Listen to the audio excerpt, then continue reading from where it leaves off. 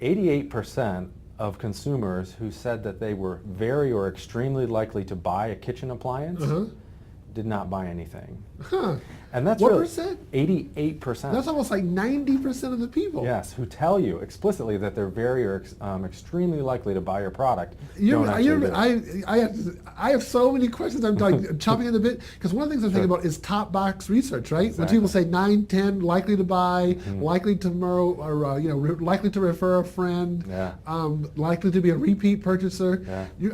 Would that hold true in those situations as well? Yeah, that's exactly the case. So in this case, with the kitchen appliances, that's a top 2 box metric. So very or extremely likely.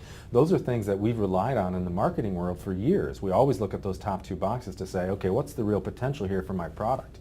And we've known that it's never been exactly precise, but the statistics like that say 88% of people in your top 2 box don't actually follow through on what they're telling you. Well, it means that a top 2 box on that scale, it means we need different methods to really understand if people are going to buy your product and why they're going to buy it. If consumers either can't or won't tell us the true reasons behind their behavior, the true drivers of their behavior, can we really rely on traditional research methods to get us those answers?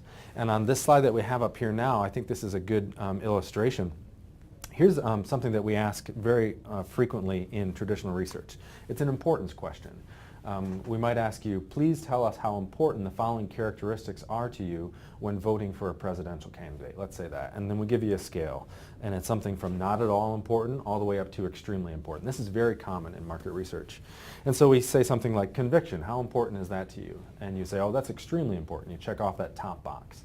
How about honesty? And you say, oh, that's extremely important. I'll check that off. What about optimism? Well, that's somewhat important. Intelligence? Yeah, that's very important. But how about some of these, like uniqueness? Or how about this one? Physical attractiveness of a presidential candidate.